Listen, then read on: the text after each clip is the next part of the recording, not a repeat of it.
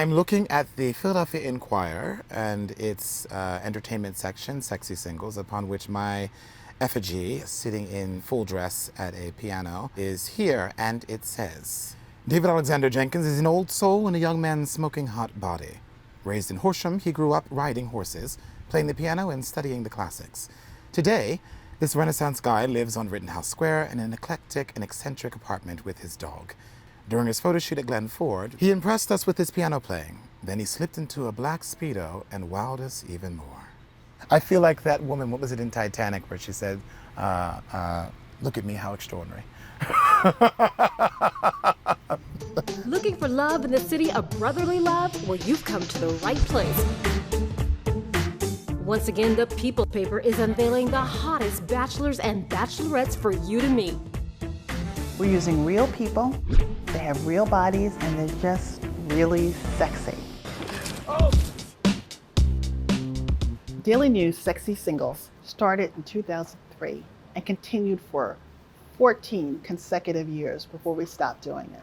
We talk about our life and possibly what we're looking for in a partner, and it's published in a newspaper for the world to see. Reality TV was new and big and fresh, and the TV stations were having a field day with it, and the Daily News wanted to get in on that. It ended, I believe, 2017. This year, we're celebrating the 20-year anniversary of when it started. Met my husband shortly after the Sexy Singles article. We have been married now 10 years. People always ask me, when are you going to bring that back? Why can't we do it again? People miss that element of fun. I didn't know too much about it, but I knew that it was a thing, and I knew how much the city loved it and how big of a party it was. It had never occurred to us to make it an annual thing until we heard from the readers, and then we started doing it every year, and over time it became an annual rite of summer. It's a citywide celebration. I don't care if I was in Mount Airy, or if I was in Chestnut Hill, or if I was in, Rittenhouse Square where I lived, or if I was somewhere else. Everybody in the city knew about Sexy Singles. I was hired in the 90s, and I came in to cover banking, and I eventually moved over to tourism, the hospitality industry. I did that for many years before I became a columnist, where I started writing about fun things going on around Philadelphia, and that included the single scene. A lot of the people we featured were celebrities. We had people like Davy Jones of the Monkees, Todd Herman of the Eagles, Chanel Jones, who's now a Today Show co-anchor. But a lot of folks who were sexy singles were driving SEPTA buses. They were police officers, firefighters. It was a project that wasn't about how to get unsingle. This was a project that was about celebrating the fact that you are single. It's not like we got to help this person find a husband. No, it was more like, look at this fabulous person out there rocking and rolling and doing their thing. The first year, I picked all the singles. I mean, most of the guys were 6'6", beefy, I hand selected them. Jenice approached me and said, you're going to be a sexy single, which was interesting because I thought, well, what is that? And what does that mean? And she said, it's a great sort of thing that we have in the city in which we highlight people who, one, are single, but two, who we think are just really special for what they're doing in the city. Well, my mom is very much into reading the Daily News, and she saw that ad for Sexy Singles. She calls me down the stairs one day. She's like, Taylor, I gotta show you something. And she says, would you be interested in doing this Sexy Singles photo shoot on the beach? I'm like, oh my gosh, of course. I was looking to find the man of my dreams, and I've had several frogs, but I haven't found my Prince Charming yet, but I know he's out there. Someone had told me to put my name in the hat, basically. I actually did not think that I would be chosen. I was young, I just was bored, so I said, hey, why not?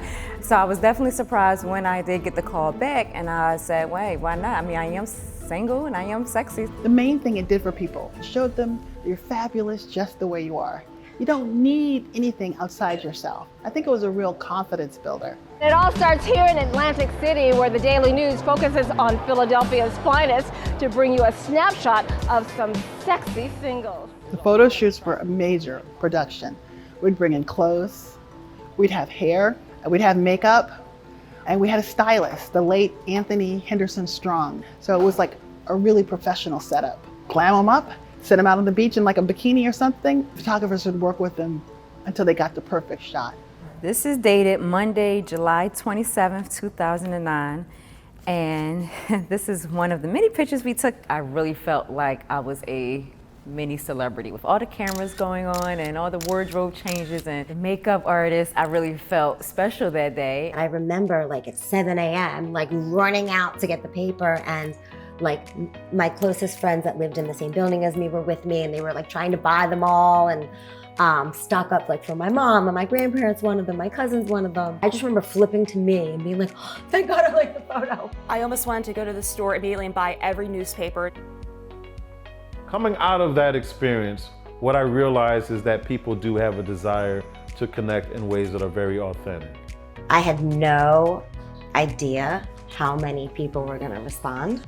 Like, it was really shocking. So obviously a lot of people were looking at this Sexy Singles paper. One of my favorite Sexy Single success stories was this woman named Sherry. I kind of kept looking around for her at the Sexy Single party.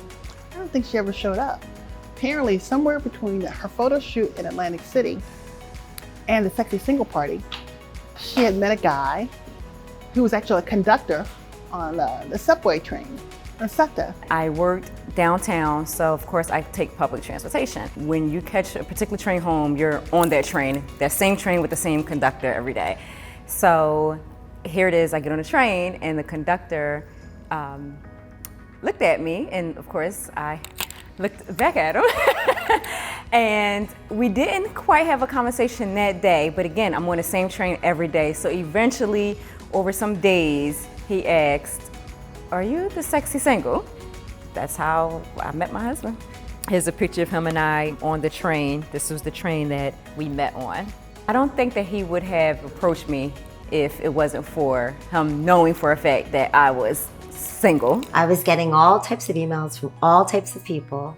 And one of the people happened to be Andrew Hennick, who came across as an investor who potentially wanted to buy a property for his son. So I immediately started my real estate, sending him listings.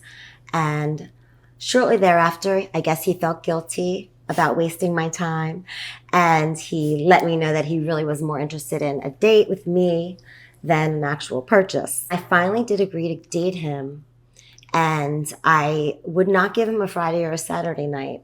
I told him to meet me on a Wednesday night for a cocktail. I was serious about buying a house for my son, who was like tiny, figuring it'll be his one day, but that never happened anyway. 2013 is when Jenice contacted me about the 10-year anniversary of my shoot and wanted to follow up and see what had happened as a result. And that's when I introduced Andy and said, this is what happened as a result. When I think about running for city council at large recently and thinking about the Sexy Singles episode of my life, it's interesting in that I am speed dating Philadelphians, like by the millisecond, literally. Hello, how you doing? I'm Donovan West. I'm running for city council at large. And I'm engaging with that individual, whether it's for 2 seconds or it's for 20 minutes, I'm engaging with them. And there are a lot of things that are very similar, by the way, because I am asking that you consider me, right? I am asking that you trust me. I was sorry that it had to end, that it kind of ran its course. It was something different when you open a newspaper outside of, politics, things that's going on. So it was always good to open up that spread and see who was single and sexy. I really enjoyed myself, and I think people need to understand that we all have different dimensions, right, to ourselves, and it's okay to show all of it. If I had the chance, I would totally do it again. Most of what I've done in my career has been traditional journalism. I think when I'm dead and gone, what people are going to remember about me is Sexy Singles. It's more important now than it was then to have something like this. And for people to have something to celebrate. We are so good at dark and dull and dim. We really suck at fabulous. And now we just have a newspaper full of crime, political drama, and Trump's madness. I miss beauty. Don't you? Don't you miss the beauty? Oh.